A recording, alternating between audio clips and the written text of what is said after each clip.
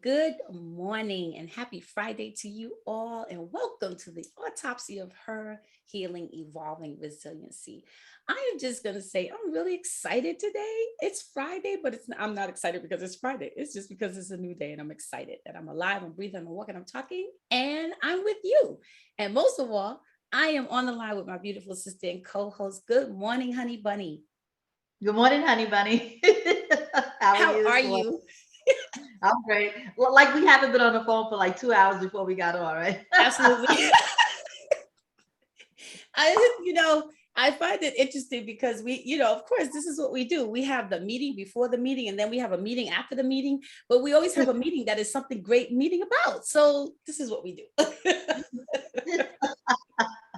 He's like, oh, we need to start taping now. Like, Right. It's like you guys will not even believe it. We actually tape probably 2 to 3 whole shows before we tape one show because exactly, we get exactly. on and we have whole conversations about what's going on in the world with people that we know, that we don't know, what's going on with us.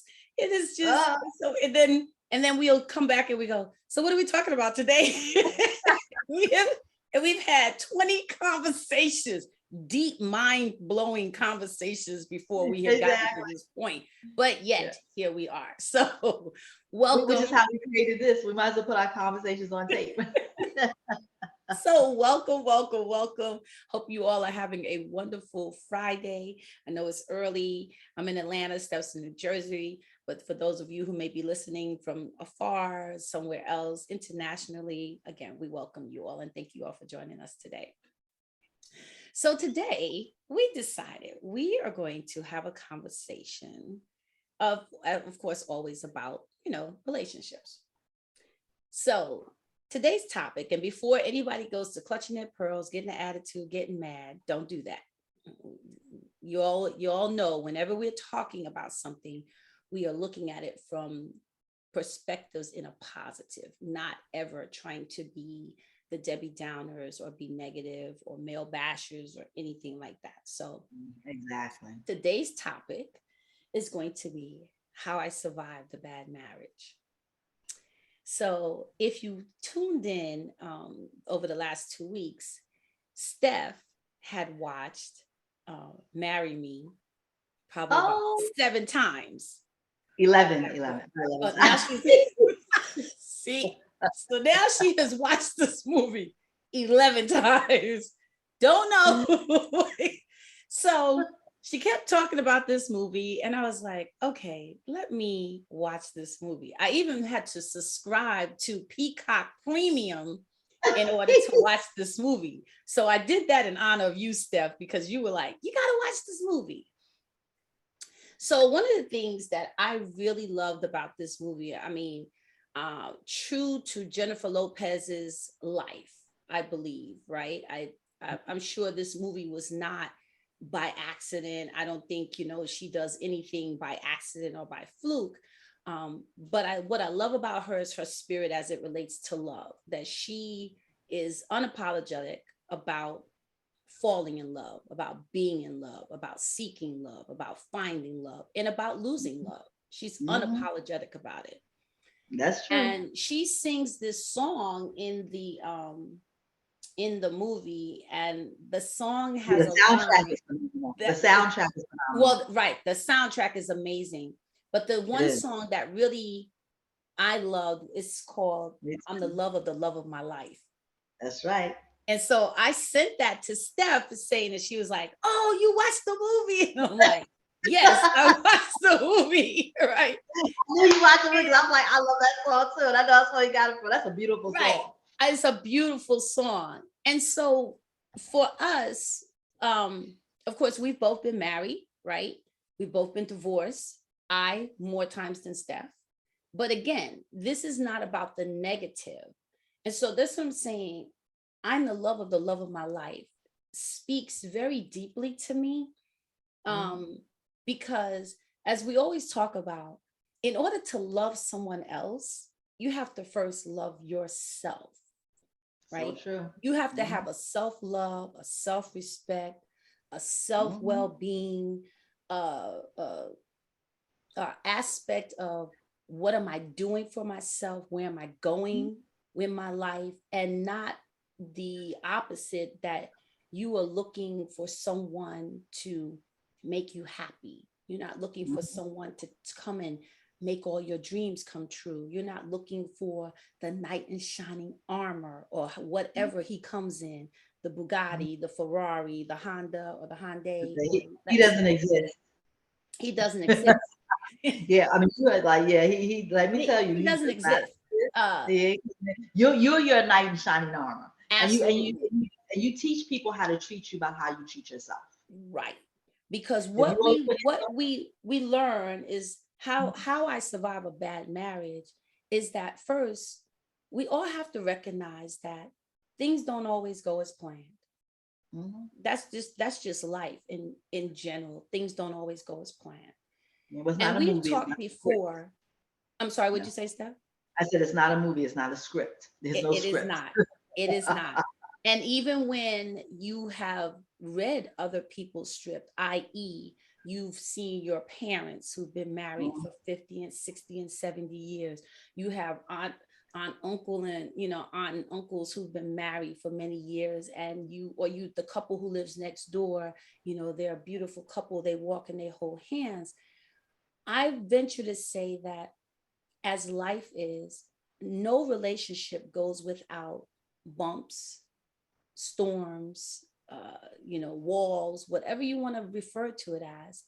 But I do believe that the important thing is that we have self-respect, one, for ourselves, because the way we treat ourselves, and if we're treating ourselves good, then we learn to reflect that upon the person who we are married to. Which is And true. so sometimes I believe relationships don't work because one or both parties don't have a positive, reflective image of themselves, which means you're not capable of reflecting that positivity onto the person who you are now sharing your life with. So, how you survive a bad marriage requires much resiliency. Oh my God, absolutely, it requires much resiliency. Right? It does. It requires great resiliency. It It does. It really, requires really the does. ability to evolve. And it definitely requires healing. And how we got to this is because we were talking this morning, as we said we were doing, about the number of relationships that we get to witness. And that we're not talking about people we know truly, but people who have been vulnerable enough to at least give a portion of a story. Because I believe that whenever a person shares their story, they share just what they want you to know. Well, I agree, but I definitely agree with that. But to be honest with you, like I think that because there's three sides to every story, so you can only tell one side of the story. Right. Then there's another side of the story, and then somewhere in the middle there's the truth. Correct. And so the reality is you could never tell the whole story. Right. You were like, the story you tell is your story. And because if somebody else was part of that story, you still can't really tell your story. Right. Because You know, our story is jaded. exactly. But not to mention, Even like, I think the way you could tell the story somewhat, which I think is an interesting thing that Will Smith did with his book, Will. He read the excerpts to the people who he was sharing that part of his story with, and read it to them to see how they felt about it. Right. Did he get it right? And that was a good thing to do. Right. That they were like, oh, I remember that. Yep, that's how I remembered it too. So that made it like definitely more authentic. Right. But I gotta say, like sometimes I don't remember stories, because some things are just very painful to you that you put them somewhere that you don't remember them. Right. Somewhere in their recessive mind. So it's something to bring them forward. And sometimes they never come forward because it's like, sometimes I feel like, oh, I was married, now I'm not married. but all the stuff that happened in between, I really Right. don't remember. Right. Like, yeah, so you don't know what happened. You know what I I mean? It's always just say like, I refuse to say I remember things verbatim because I don't. no, I And don't. I and don't. I Well, think first of all, we when don't have memory. We right. have emotion. And That's what we right. remember, And emotion. emotions will cloud, and emotions Oh, absolutely. will flip a script on you without you Yes, they even will. realizing that, because like you just said, sometimes when something is so painful or so Mhm. traumatic or so devastating, Yeah, your psyche has a way of blocking to right. protect you, right? To Yeah, protect you from completely losing your mind or it's losing true. yourself or Mhm. doing self-harm or whatever it Mhm. is, that mechanism that you might have, or avenue you might decide you're going to Mhm. take because you feel like you cannot bear the pain of this loss or this But hurt. and I realized that. I know I was at my sister's house one year for Thanksgiving, and my nephew brought a rum cake. And he was like, we were already like, we kind of like forgot about it. So we were Mm-hmm. all like taking the rum cake home, whatever. As we're driving home, I started thinking about, my godfather who raised me. And my godfather passed when I was like 13, going on 14. Mm-hmm. I came home and found him dead. And I just started thinking about him. And like, I mean, then it started overwhelming thoughts, you know what I mean? And Mm-hmm. he abused me verbally and physically, while he was alive. And I was started feeling like, oh my God, like is his spirit in his car? And what it was the rum cake, because he was an alcoholic, Mm-hmm. and that rum cake has so much rum in it. My Yes. whole car smelled like alcohol. It smelled Oh like wow. him. Yeah, oh, it was deep. It smelled like Yes. him. And oh Yes. my God, honey, I came home and threw that rum cake in the garbage outside the garbage. Okay, literally. Because I was like, when I tell you that smell brought all those Yes. Right. memories and all these Right. emotions back to me that I didn't know where they were coming from. Right. From from a slice of rum Rum cake. cake. Now, and you see how for some people, right, it would be hard to say, how did you get all that from a rum cake? But remember, the mind, right? Our mind, our psyche is so powerful. Like I said, it is Mm-hmm, it is very good at packing things. mm-hmm, It's very good at taking something and spinning it in a way that helps us to survive, exactly. right? Because Survival. it's survival mode. Resiliency. Mm-hmm, Resiliency is the ability to continue to press your way through mm-hmm, whatever the situation is and find yourself coming out on the other side still mm-hmm, well, that you made it mm-hmm. through to the other side. Exactly. Exactly. Resiliency does not, though, factor in the scars, the bruises, the hurt, Mm-hmm, the pain, the missing limbs, the trauma. To resiliency just gives you the ability to keep pressing your way, right? mm-hmm, Now, how mm-hmm, you're going to come out on the other side does not have anything to do with the physical uh, mm-hmm, of the resiliency, right? But mm-hmm, healing and evolving is what helps us to see ourselves differently. And mm-hmm, it's funny because today I was watching earlier this morning, I just happened to be flipping through Facebook reels, right? And mm-hmm, this reel came on of this young lady, African American woman. She was a young woman involved. She was involved. She had a boyfriend who she lived with. She had just had a baby. Baby was 6 weeks old, and mm-hmm, she was actually experiencing postpartum depression. mm-hmm. Boyfriend said, "Hey, let's go out and get out of the house, go have some fun, try to help you out." Now, he probably did not even clearly understand that she was experiencing postpartum depression, but Mhm, he knew something was probably off and said, "Hey, let's just go out and have some fun." mhm, She goes out. She says it was so good to see all of her friends. They're at a club, they're dancing, they're having a good time. mhm, In the club is this her boyfriend's ex girlfriend, technically ex-baby's mother, right? So he had a baby with her. Okay. So he had a baby with this woman. And so she says, she sees that they're having a conversation, and she said she stepped out of the way. She's like, that has nothing to do with me. I'm not going to get involved in that. So she says it's almost like she saw that an argument was ensuing between them. She doesn't know what the argument was about, but there was an argument ensuing. She says next thing she knows is that the young lady starts walking toward her with a glass and throws whatever is in the glass on her. And so she says, she's like, oh, what's wrong with you? Da, da, da, da. She says, but at the same time, she starts feeling this burning sensation. Well, before that, she was trying to spit and blow whatever she had thrown so that it would not get into her mouth and her digestive system through her nostrils and stuff. But at the same time, she started to feel this burning sensation on her skin. This young woman had thrown battery acid on this woman. So here she is standing in this club fighting. She's fighting, but her clothes are burning off.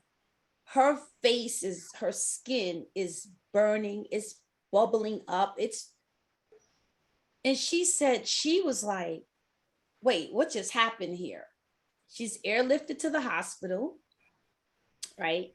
She sees herself and she's thinking, why did this happen to me? Why would someone do this to me? Now, the woman was arrested, charged, with bodily harm, intent with forced bodily harm. But she still doesn't know why this woman did this to her. Right. No, I think I have an idea, but okay. I think I have an idea too, but it doesn't go into that. Oh, okay. But my point for her was the resiliency was that she was like 4 days later, she was like, I need to go home. I got to get out of this hospital because I have a baby at home and I need to go home to my baby. Right. So obviously there was already trouble in her, not a marriage, but they were living together. So you had what we would have hoped was, well, you're acting, you're doing the actions of a marriage, but of a marriage, right? But for all intent purposes, something had to be going on there for that behavior to have taken place, right? And again, I don't know the whole story, but her resiliency for her was that instead of saying, now I'm gonna feel sorry for myself, she looked at her face and she's like, why? This woman, she had multiple surgeries, laser surgery, all this stuff. She still has to have, she has this basically like nostril caps because the acid literally burnt through her skin in her nostrils. But just imagine, right? Like the things we go through when we are with other people. Because again, none of us know what the people who we meet, even when we say we're in love with people, we don't know what trauma, what hurt, what pain, even when they supposedly tell us, you still never know what another person's life was or is when you meet them. As the song says, when our lives collide, we don't know. No, you don't. You really, really don't. I mean, you would hope that as you go through life that you learn. Yes. For me, I was exposed to so many things so early on in my life, things I shouldn't have been exposed to. So in some cases, I had discernment for a lot of things. I could discern them so much better when I was younger because I was always in a situation where I was witnessing a lot of things. As I got older, removed myself from those situations, I lost a little bit of my discernment because I was never in those states. So it wasn't like I could see it, but then I would always think that I was maybe being a little bit too judgy. You know what I mean? Like, yes, and I'm not God. Like, that's not what I see. Right. And here we go. Then also, oh, that's what I saw. I was right. That was true. But you know what you just said? before you saw it, discernment told you already something was not right. Exactly. And so when we say wrong. how did I survive a bad marriage? How do we get in the bad marriage? Exactly. Like my first marriage, I knew I didn't want to marry that guy, but I right. think that I'm 23 and don't know how to walk my way back. Right. You know what I mean? Right. Now, I mean, I would never get this far, but if I ever got to in front of the minister and he's saying like, you say I do, and I'm all of a sudden having second thoughts. My family, everybody could be standing there. I'm like, yeah, I changed my mind. I'm out. Right. Not a problem. Right. At 23, right. It's a whole different thing, especially when right. you have gone off what I went off and I eloped, right. And didn't have my family there, and my family really wasn't signed on to this relationship to begin with, you know. Right. So right. Yes, but then I thank God that I had enough discernment after 7 weeks of marriage that I was like, to realize, yeah, I'm out. Yes. Right. Never want to see you again, right. And it was and never saw you again. But yeah, and I was able to do that and walk out of that situation with no children, none of that, anything that I had to deal with this person for the rest of my life. Right. But sometimes you do feel it because we all have it. Yeah. We just don't want people. Sometimes what it is, what we want overrides all of like danger. Yes. Like, right. That Danger Will Robinson. Yes. Exactly. Exactly. And sometimes it is also not just that. It becomes that I've put so much time into this. Ooh, right. Ooh, we've talked about this many times.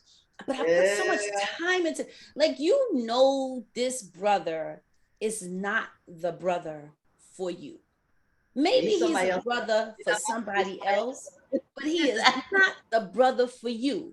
But because you followed Steve Harvey's rules of 3 months and wait, and before you give him the cookie, and then you gave him the cookie, and then it was all good, and the cookie and the ice cream and the icing on top, it was great. But now 6 months in, the cookie not being broke off, or the cookie is crumbled, and nobody's really having fun. Like, you're not having fun, he's not having fun. But in our minds, he don't play you for the cookie. Yeah. And in our minds, though, we say, but I've put so much time in, baby. Let's weigh time. Can you weigh time? Because the God's honest truth is 6 years, 6 days, 6 months, 6 centuries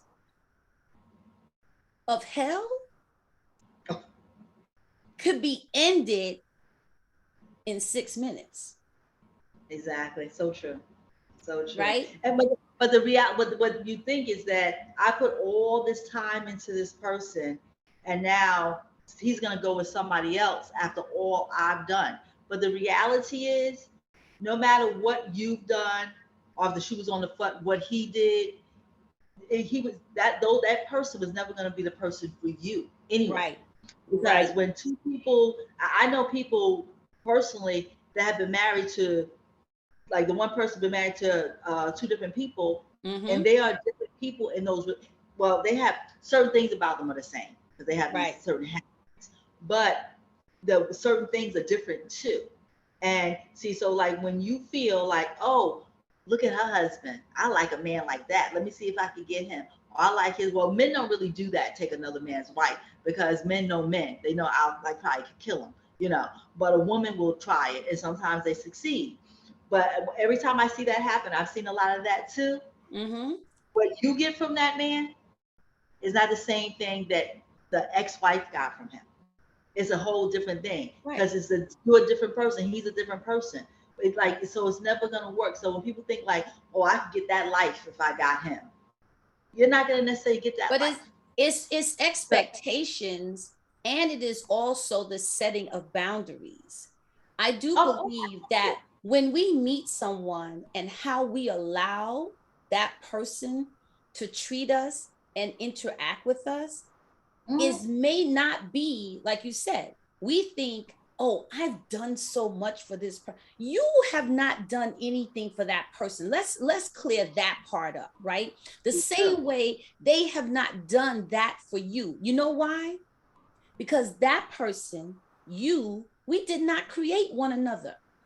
Nope. This is not a mother-child, parent-child relationship. And I think at times in our marriages, in our relationships, we want to take credit for somebody else's improvement in life. Now, maybe you did teach them something, they taught you something, but I didn't create you. So honestly, I don't have the ability to change your DNA, to change your characteristics, because the same way, even if what I've done has changed your characteristics so much, that means that someone else could come along and change your characteristics yet again. Does that make sense?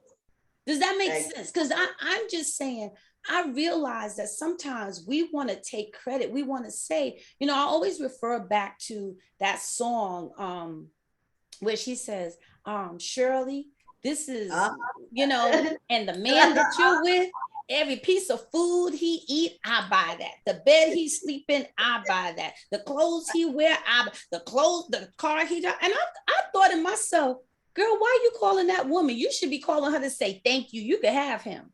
Exactly. I know that's right. But in our lives, how many of us know those women?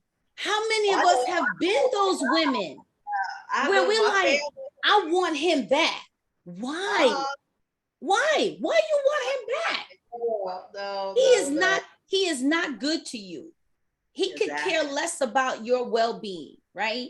He don't care nothing about whether you happy or whether, if you say you want to go back to school, he goes, for what? If you say you want to get a better job, he says, for what? It's not about you. It's about you not leaving him behind. And it could be vice versa.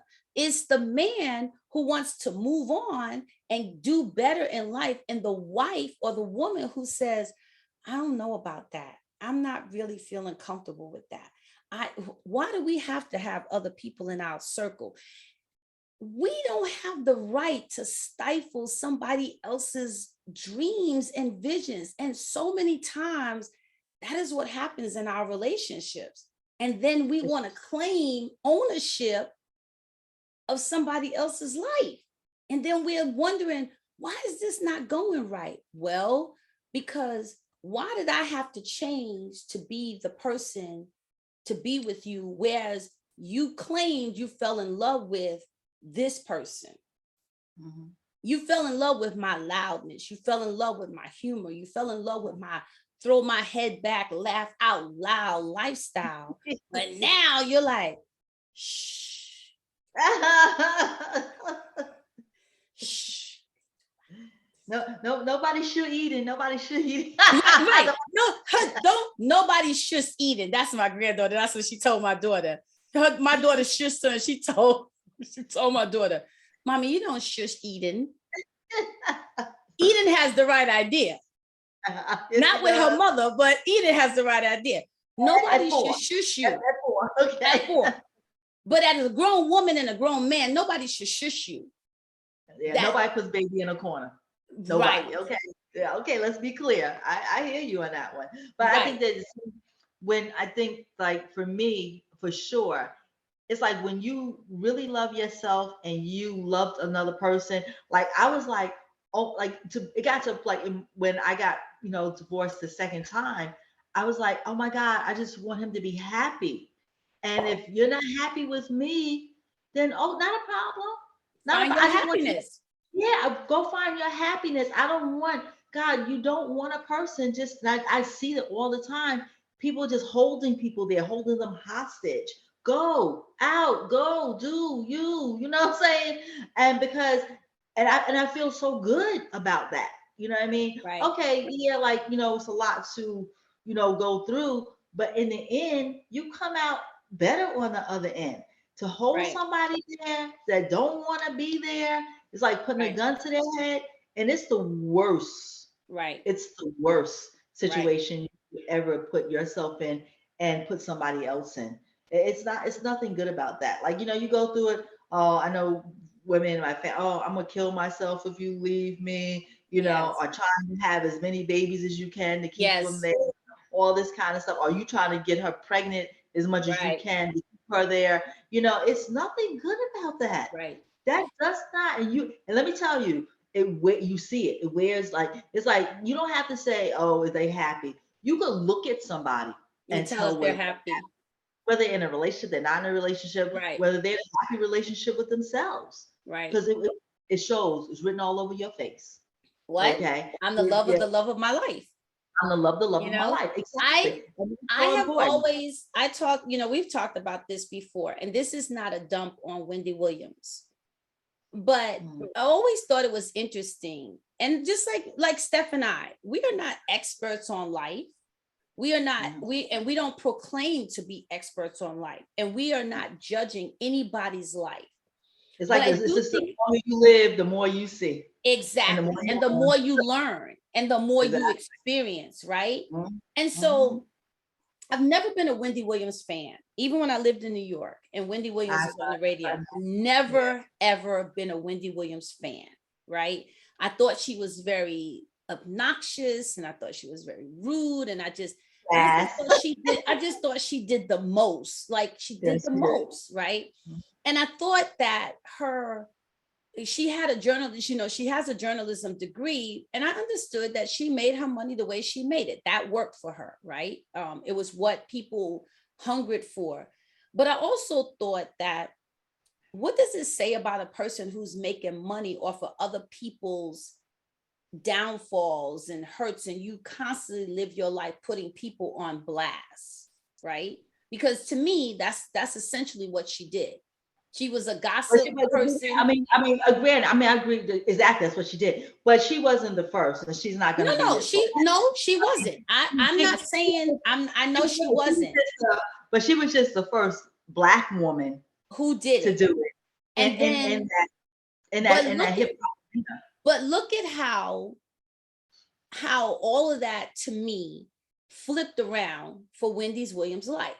Like, Wendy Williams, now she's the hottest topic.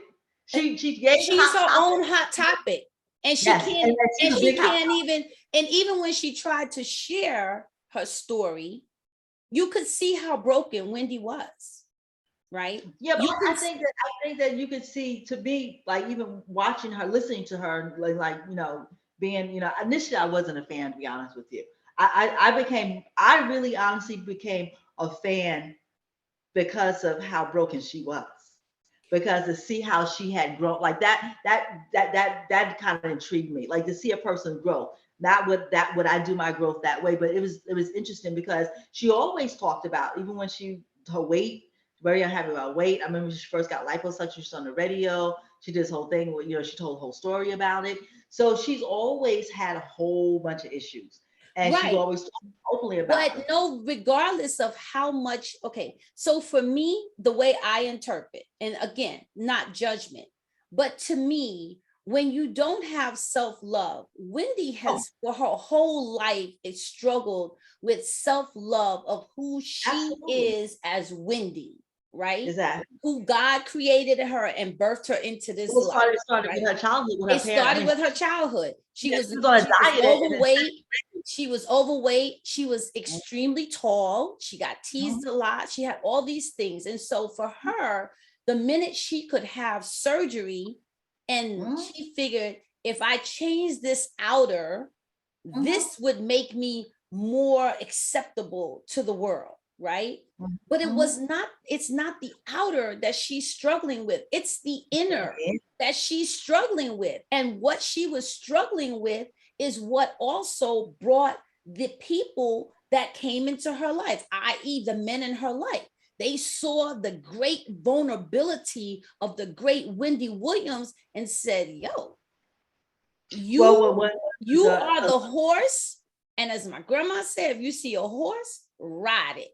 Ride it. That is what her husband did. He saw a horse, he saw a broken horse, and he rode it.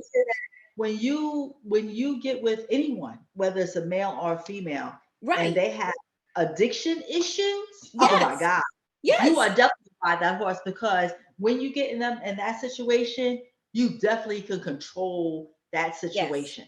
Yes. You know what I mean? It's like, oh, they got all these other emotional issues and they feel certain way, right. and now they addicted to some certain types of substances. Yeah. Oh man, and it's like, you know, it's like they've made you their savior. Exactly. They've made you the same. She said that he rescued her. No, God should have rescued you. If you had gone to God and laid yourself, God would have rescued you, baby. And you would have been okay. You would have come out on the other side. But you put all your faith into man, and I'm not talking about her, I'm talking man, money, and things. Exactly. And that's what I'm like. Wendy's bad marriage was to herself. Let's start there. Because one thing we don't understand, you are married to yourself. That's right. Before you marry anybody else, your relationship, who you could never divorce. Who you could never divorce. Who you can never divorce. Now, granted, how they say, when you're the problem and you keep running from it, you can't run from it because you take you wherever you go. Absolutely. Now, you know what's so funny about that? Think about it. If we all would take the moment to say, you and I, talking about you and you, would you need therapy. We need therapy. Then you have a conversation with you and you. What do you think about me? What kind of person do you think I am? What kind of character do you think I carry? Right? Would you date me? Would you marry? Would you spend the rest of your life with me? There are points in my life that I would probably look at myself and go, hell to the no. Hell to the no. I wouldn't even give you my number. Because you got some stuff you need to work on. Exactly. That is how we got to look at ourselves. Start with you got to look in the mirror. Man in the mirror. You got to talk to yourself. You got to, like how that, I just love that song by Michael Jackson. I'm looking at the man in the mirror. You got to look at them. And people don't look at themselves in the mirror. They really, really don't. They're constant. It's like, and you know this by like, a lot of these women all have the same body. They all got the same body. They got the same hair. It's crazy to me. You know, all this, like they're doing all these things to change their bodies. And it's just not even on TV or on Instagram, on Facebook, YouTube, whatever. You see them walking around. I see them at Target. I'm like, oh my God. It has just gotten totally out of control. Where's your individuality? And that comes from knowing who you are. But your beauty will fade. And so as long as you keep putting all your stock and your self-worth in what you are seeing physically, you are already in trouble. Because I think that you change. I mean, because I look at like you look at Cicely Tyson, who just died. She was still beautiful. She changed, but she was still a beautiful woman. No. I'm saying accepting that you will change. Exactly, like you change it to something else. You know what I mean? But how you take care of yourself has a lot to do with how you change. To be honest with you, because if you love yourself, you'd be like, oh my God, you basically look the same, just a little bit older. You know what I mean? Because you have taken time to take care of yourself. And because when people say they don't know who you are, I'm like, you look exactly the same. I told you I ran into my 8th grade teacher in ShopRite, and I didn't know she lived in Middlesex County, and she was like, Stephanie Green, and I was like, she was like, I was your 8th grade teacher. Now, I didn't recognize her, but she recognized me. Right. And she said, you look exactly the same, but she recognized me from 8th grade. And I was like, hi. It was like no good feeling. But it's like some people you just don't recognize. But see, all the stuff they're doing to themselves, but they have changed. Their life has been so hard, that they just, I see men and women. Yes. And you could tell when their life, because you wear it on your face. It's like I said, it's written all over your face. You can tell when they've had this hard life. No matter how much plastic surgery you wear, no matter how much makeup you put on, you cannot cover it up because it's in it. It just takes over part of your DNA, it seems like. And it's It really, does. really sad. You know what I mean? Your Because psyche, you your emotions, we do, they say, don't wear your emotions on your shoulders. No, baby, we end up wearing it on our face. We end up wearing it in our gut. We end up wearing it in our, in our weight. We wear our emotions more than we believe. But oh yeah, that's the what bottom cancer line is that a bad marriage starts with self. It does. Right? It really, really you got to does. realize, what is it that I'm putting out that I'm attracting? That's right. Because what you put out, what energy you put out is the energy. Your vibration is like, it's like a radio signal. It's your radio signal. Right. And that's what you bring into you. If I'm putting out the signal that, you know what, I could give 2 craps about myself. The person who doesn't give 2 craps about themselves and don't do, they're like, oh, that's a person for me. That's we can be together and not give 2 craps about each other. Hey, you. I mean, come on. You and I can be together, right? Like, I know someone who's met someone in anger management. Ooh. And they came together. Oh, and as a meeting in anger management, they had a child together. Okay. One of those the person who had the baby, she recognized, I got to do this different. I have somebody else is depending upon me. I always say, for a lot of women, having children, if you pay attention, will change your life. Not just because you became a mother, but it teaches you, listen, I can't be selfish. Exactly. I can't be selfish. Other soul, you're helping, like, you got to help mold this person. Yes. And and like, let me tell you, words don't teach. No. So action. And they're watching you. So it's how you conduct yourself. Yes. And they're watching you. Because yes. You never want them to say, like, oh, you didn't do that. Or as they get older. Because they're ready to tell you something. Right. Or you did that. So what makes you now the expert on telling me not to do it? And granted, as a parent, you don't ever want to hear that from your children, but it could happen. So if it's going to happen, let it be on the good side of it, right? If they say, Mommy, you worked all the time and you did it to take care of us, then yes, this is what I have to do to take care of my kids. Bam. Gotcha. But I'm gonna be here to help. I'm gonna help you out. While you going to do what you got to do, I'll be here to help you. But sometimes we don't understand that. And so as a woman, because we are the creature, the being that God determined for us to have children, we have a different mindset and a different perspective because we can bring forth children, right? So on a male side, the male, he still struggled with his own demons, with his own stuff, right? But I think it's interesting that how we all could be, 2 people could be in the same situation. And of course, I see it one way, you see it the other way. I may have, right, our perspectives are so different. Now, does that mean our perspectives have to become exactly the same in order for it to work? No, I think our perspectives, though, do have to find and meet together like a puzzle. Like your perspective may be this, my perspective may be this. It's like putting together a puzzle. But at some point in time, we got to interlock somewhere in there in order for there to be a connection. Because if I can't ever see your point of view making sense, or you can't ever see my point of view making sense, then all we're doing is this. So, which makes for what? A bad marriage, a bad relationship. And let's be clear, the longer one is married, the more challenges you may experience. There may not be numerous bad experiences, but they will come, like life.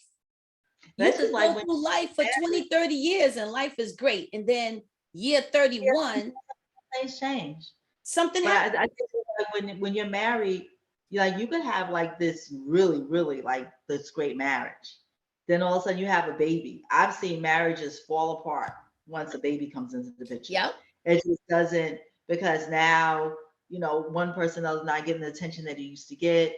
And then Correct. it opens up and illuminates a lot of things in your marriage. Because say if the woman, you're the only person really putting all of the romantic stuff out there, and you're doing all this stuff, and you guys have all these romantic moments, but it's really just you doing it. You don't really realize it's just like just you and him. Right. But then also you have a baby and then nothing's happening. Then you realize, oh, I was doing all that. But now you got this baby, you're nursing, when a baby comes, that's a lot of work. Yes. So Babies take up a lot of time. yes, they do. Now now you see that you were the one that was doing all the romantic things in the relationship. All the things that you like, you were doing. He did them because you made it happen. But you're thinking he's romantic. Now really find out he's not really romantic at all. Right. But it took you. But something here I find very, something I have discovered though over my years. I think it's interesting that we meet people, right? And we all have our perspective of what, and I'm not talking about love language from the book that was written, love language from who you are and how you express your emotions for another person, or your expectations of what happens in your relationship, right? Mm-hmm. The older I get, I start to realize that me being like, I love love, right? For lack of a better word. I love it's ooey gooey, it's sweet, it's tasty, it's chocolate, it's oh my God, it makes me just want to sweat, right? Yeah. But because the person that I may be involved with, maybe they're not that person. Does that mean though that they don't love you? Because sometimes I think we get caught up in like Alicia Keys' song, I think says it best, that some people needs a dozen roses to prove that you love them. Some people need many things. Right. Things are not what proves to you that a person loves you. Oh, no, not at all. The way a person treats you. And even if a person never says, that's something else that's hard for us, because we're taught, and everything we watch in romantic movies is for someone to say, I love you. And then you're like, oh, the music plays and we're all like, he loves me. She loves me. Yeah, but that doesn't make it that you're in love. First of all, a lot of people even really, you say, I love you, but your actions don't show you love me. Right. That's the point. Your actions. You have to like your actions tell actions, like literally, if somebody was treating you a certain kind of way, you would never ever ask them, do they love you? Because you know that they love you by the way that they treat you. Right. You know what I mean? And then some people, like, let's be clear, they may treat you really, really well, and they may have love for you, but they may not be in love with you. Right. Because when, like, my mentor's like, he said, I can honestly say a man really doesn't fall in love with you until 2 years after marriage, at least, because it takes men longer. They have love for you, but it takes time for them to really fall in love with you. But it's like I think that you have to know that when a person doesn't treat you like a certain way, or a person's just giving you gifts and all this kind of stuff, that's not what I was talking about when I was talking about romance. I was more so talking about, like, you want time. Yes. I think time is one of the most beautiful things, romantic things that you can give to a person that you care about. You know what I mean? Like he always says, like, Barack always has time for Michelle, and he runs the country. You have to put time and effort. And when you care about somebody and you love somebody, you make time for them. Right. Whatever that time may be. It's like, oh, honey, I got to go here, go here. Let's meet halfway. Right. Let's get a bite together. Or you bring some sandwiches, we sit in the car and eat and have a conversation. Correct. You make that work when you love somebody. Right. Time is so, so important. Right. So you can really see. And the thing, like, you know, and you was talking about like the whole thing with the cookie. I think that the thing with cookie, that women have taken that whole thing, the 3-month thing, to a whole nother level. And it's like, because first of all, most of them want to give up the cookie before 3 months. Right. So, and most of them are giving up the cookie to garner something else that is materialistic. Exactly. And that's not the way that works. You have to like really like feel like, for me personally, you have to really feel like you have to know who it is for you. Right. You know, when by the time all those endorphins are released through that situation of sex, I can't see the forest through the trees. You know, Right. I miss it. There's so many because things now I'm clouded. You can do no wrong. Especially, Exactly. it's listen, and for the pearl clutches, I'm gonna say, now you all know a dude could be, you have gone off, you living a life, you meet some guy, you and he have nothing in common. I say nothing. I mean absolutely nothing. You hang out with him, you get with him one time, bang your head up again. You're like, I'm in love. Oh my God. You don't understand. Your friends are going, why are you with this person? He's such a great person. You don't understand. He's so kind. Your family is like, what is it about this person that you don't understand? I love him and he loves me. You know, that's like the waiting to exhale of the whole thing. And when she said my wallet was missing, you think he stole it? Yes, of course he did. Of course he did. But your head, you have blinders on and you have completely lost your mind, right? Yes. And we refuse to accept that or admit that at times. But we end up with people sometimes because of the feeling. Exactly. It's the feeling. Because you know he gave you several orgasms. You know, now all of a sudden you're in love, you want to marry. He may have been the dude that gave you the first orgasm. You was married 25 years, but never had an orgasm. And you meet this man and he first time in, and then he's willing to continuously do it. You're like, I'm in love. Yes, right. Well, he's like, he got skills, but what we don't realize as women is like, yeah, that means he had a lot of practice. You know, okay. So that means, like, I know one time I was at this event and this guy, like, he had slept with I don't know how many women at the event, because I don't think that's cute. It's like you don't want a woman that's rode every horse. You don't want a man who's just, you know, rode every horse either. You right. know, but you have to, like, you know, and I think that the more us as women think about that, you would like think differently about that. Right. Like, oh, so yeah, so you've been around the block a couple of times. Right. A few times. Right. Exactly. And now, you know, here we go. So, but we never, like, I think we in our minds, oh, he should have all the experience and he needs to teach us. Not necessarily, because you could teach each other.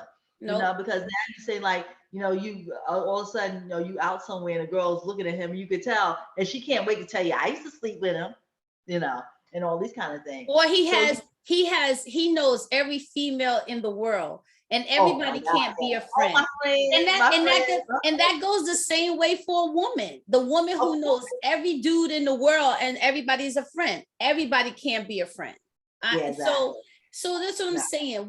Sometimes we make decisions based on emotions, and that's but we're human. That's how we operate. We do things, we learn things, and we experience things because of how it makes us feel. But at the same time, when we are in that place where the feelings are no longer good feelings, right? Then we have to make a decision about, okay, what is this worth to me? Right? What is this worth to me? Is it worth me putting in or continuing to work on this? Or is it worth me saying, I need to cut my losses and keep it moving? Exactly. And that's a painful decision to be in, because sometimes we really have to make that decision to say, this is no longer healthy. This is no longer beneficial. Look at who I'm becoming. Look at who they're becoming. or look at who they've become and who we've become. And look what we're doing to our children because they're watching. Oh, especially. We've had many conversations about what you say earlier. Words don't teach, actions do. So always remember, in the bad marriage, you're not the only one experiencing the bad marriage. So are your children. And not to mention, when our children grow up and say, I'm never getting married.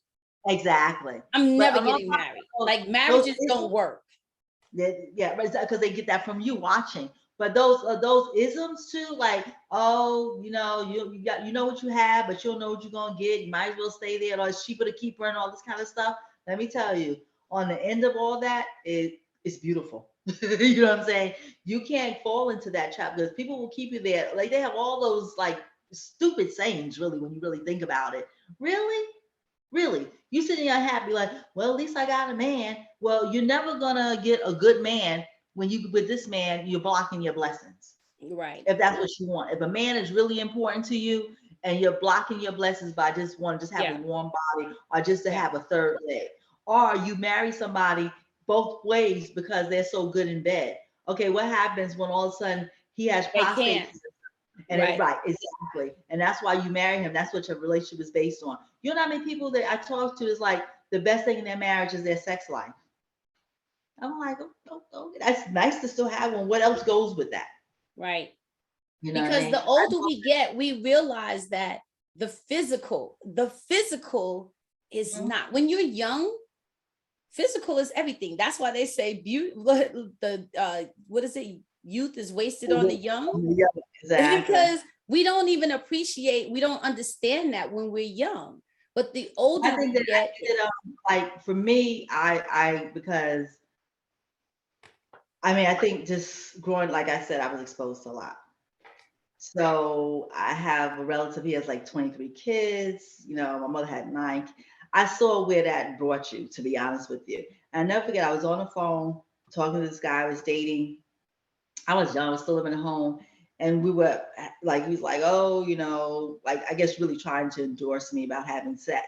I said, sex is really not that important to me. And I don't think that's important to a relationship. My aunt was there and she was listening. And she said, oh, I got off the phone. Oh, sex is everything to a relationship. I said, I don't agree. Never have. You know what I mean? And, you know, here you are, you know, you're single. Because I think it's just so much more than that. That's beautiful. But when that has been the only input or the only connection, that's the only way that you connect with somebody. Yeah. And some people still didn't really connect with you there. Right. You know, they're not looking in your eyes. Right. If that's your only connection that you can give to somebody, that's already a problem. Right. Because you have no foundation. Because exactly. If it's only just the fact of, that's just a physical thing. That's just that's just what animals do. Animals get together not for the purpose of, oh, I love you. You know, animals get together because there is a need that needs to be met. Or it's mating season or whatever it is, right? Or, you know, you look good. Let me smell you. Oh, you smell like you and I could work this out together. Hey, let's go for it. We are not, that's not what human beings are. When something happens, you know, God forbid something happens to you. If he loves your breasts and God forbid you get breast cancer, you have to have them removed. Is he still loving you? Because the person that loves you past that. Right. You know what I mean? Or, you know, whatever your situation may be. But, you know, when you put that at the helm, in a lot of relationships, that's the helm. And then they just don't work. They just don't last. And it's really, really, really sad when you put that at the helm, and people do that all the time. You have these, I don't even understand these women. It's like, one of my friends, he was like, so he had the 2 women, so they're going to try to out sex each other. I was like, that's just like, first of all, it's nasty, you know, but then what do you think for yourself that you know he's having sex with this other woman, so you're going to do it better than she did so he could choose you? Really? I want to know, you know what? When you say that, I would really love to know. That means he's sleeping with other people. You get a whole. I would really love to know how that conversation went. Like, were we sharing scorecards? Was there a number? That just sounds crazy. Like, we're grown folks. That's so crazy. Yeah, Halle Berry said that when she was a teenager, and she was this guy who was dating somebody, and they, they sat there together, like who was gonna choose who. But then that just shows the idea of why she made the choices she did in relationships too. You know what I mean? Once you trying to, if you're ever in that situation, then you really gotta look at yourself in the mirror and say, what am I doing? Yeah. What the hell am I doing? Yeah, you gotta check yourself. You really gotta check yourself. Yeah. Because or even when I know someone that, their husband left them, moved in with the girl and the mama, and she harassed them so bad, he came back home. You can stay over there. I don't want you back. Yeah. I know women like sometimes we need to realize when someone leaves your life, let them go. If they leave, let them go. And if they come back, still let them go again, because that just really means that maybe the person who they left you for didn't really want them either and didn't like them. And I know that sounds awful, but sometimes that is the truth. That is sometimes, let me tell you, and the thing is, which I've learned too, sometimes it's not even about the man. It's about you. It's about you. It's always about you. Yeah, well, she don't like you. Or I could take her man, or whatever your life, whatever. People don't live your life 24/7. They think they do, but they don't. So if I could take this from her, let's see what kind of life she gonna have now. I really don't want him. That all goes back to how we see ourselves and how we deal with ourselves. And again, back to our marriage to ourselves and our inner emotions and our trauma and our pain and our lack of healing or lack of evolving, and the ability to not see the resiliency that we own to get through to the other side. Exactly. So we always got to just remember that. We got to be mindful of those things, right? That we are our own worst critics sometimes. Sometimes we're our own worst enemies. Yes, but also remember, we are our first and greatest cheerleader. And sometimes you got to learn how to encourage yourself. Like I always say, be careful how you talk about yourself to yourself, because listen, and I'm the love of my life. And I'm the love of my life. I want you all to take that with you today. I am the love of my life. That is, check out that song when you get a chance. That song is beautiful. Yeah. And watch the movie. You don't have to watch it 11 times like Steph did. Go watch the movie. It's very encouraging. And it has some really great points. A lot of nuggets in that movie. A lot of nuggets in that movie. Yes. Well, I want to thank you all so much for joining us today. We hope that you all garnered some information from us today, and want to tell you all, so next week, Tuesday, will be March the 29th. It will be the first year anniversary of the autopsy of her, Healing, Evolving, Resiliency. We cannot believe it's been a whole year, but we are excited. And we are going to celebrate in a big, big way. We're going to have some really special guests on and just continue what we're doing and just improving on what we're doing and working on what we're doing. So we want to say thank you now for joining us, right? And taking this journey and this ride with us over this year. And so we're looking forward to bigger, better, and greater things. And so we just want to say thank you. We love you all for doing that with us. Yes, thank you for this conversation. Yes. Go ahead, leave your comments. Yes, you can leave. Yes, leave your comments. We love your comments. We actually do. We love your comments. And even if your comments are that you don't agree with us, that's fine. That would be a reason for us to probably reach out to you and say, well, come on, let's talk about why you don't agree with us. So we want to do that. So we really appreciate you guys. We're going to be doing some lives eventually. Yes, and absolutely. Actually come on and we can have that conversation for sure. Absolutely. So anyway, you guys have a wonderful, wonderful Friday. Enjoy the rest of the Friday. Enjoy your wonderful, wonderful weekend. And we just hope that, you just become the love of your life. Just do it. Yeah. Definitely have a great weekend. And I'm looking at the man in the mirror. Look at yourself in the mirror, look in your eyes. Amen. And talk to yourself good things. First say, "You're gorgeous." You don't need a text with somebody, 100 people. That's right. Mary J says that when she made that song, she has done that is like "Good Morning, Gorgeous." I'm telling you. That is going to be the theme song for women. For sure. Definitely for sure. All right, guys, we love you. I love you, honey bunny. Have a great weekend. Honey bunny. Right. Bye, everyone. Have a great weekend.